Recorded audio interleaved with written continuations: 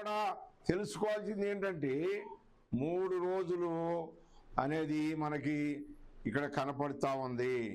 సృష్టికర్త అయిన దేవుడు, సర్వాధికారి అయిన దేవుడు నిన్ను నన్ను మనందరినీ కూడా చూస్తున్నాడన్న సంగతి మర్చిపోకూడదు.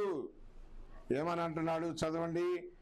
చివరి మాటగా 3వ అధ్యాయం 3వ వచనం, యోనా 3:3. కాబట్టి యోనా లేచి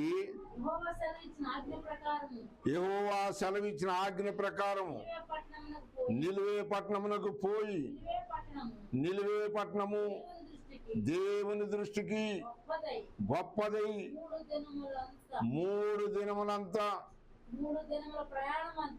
3 దినముల ప్రయాణమంతా పరిమాణము గల పట్టణము. దేవుని బిడ్డలారా, 3 దినాలు ప్రయాణం చేసి అంత దూరం ఉందంట ఆ పట్టణం. ఆ పట్టణానికి వెళ్ళి ఏం చెబుతున్నాడు? కొద్ది మాటలు అక్కడ చదువుకుంటాం. ఏం చెబుతున్నాడు? ఆ పట్టణంలో ఒక దినమంతా ప్రయాణమంత దూరము సంచరించు ఇంకా 40 దినముల్లోగా నిలువే పట్టణము నాశనం అయిపోతుందని చెప్తున్నాడు. కనుకనే దేవుని బిడ్డలారా, ఈ యొక్క సమయంలో చూస్తే మన దేశము, మన భూలోకము నాశనం అయ్యి దినాల దగ్గరికి వస్తున్నాయి. ప్రభు రాకడ సమీపంగా ఉంది. మీరందరూ కూడా యేసు క్రీస్తు ప్రభు వారు సొంత రక్షకుడిగా అంగీకరిస్తేనే ఆయన రాజ్యములోకి వచ్చేవారుగా ఉంటారు.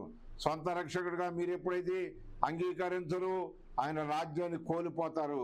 కనుక తక్షణమే ప్రభు మాటలు విని ఆయన మాటకు విధేయత చూపించి ఆయనకి లోబడి ఆయన రాజ్యానికి వారసులు కండి. దేవుడు మిమ్మల్ని, మీ కుటుంబాన్ని రక్షించునుగాక.